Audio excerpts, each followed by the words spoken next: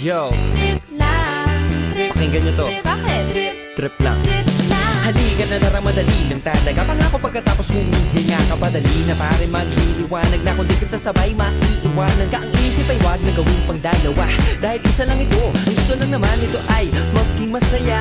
Para di ka mabato ay iwasan mo ang pananatili sa isang lugar. Ibig ko sabihin ay huwag ka papasakop sa takot, wag ka papasakop. Kapag nangate, di ka matito isipin mo. Hinipan sa lahat ng karanasan mo dito sa mundo. Bilang tao, gano'n pa rin hindi nagbago. Pinakamasaya yung di pinlano. Kasi pag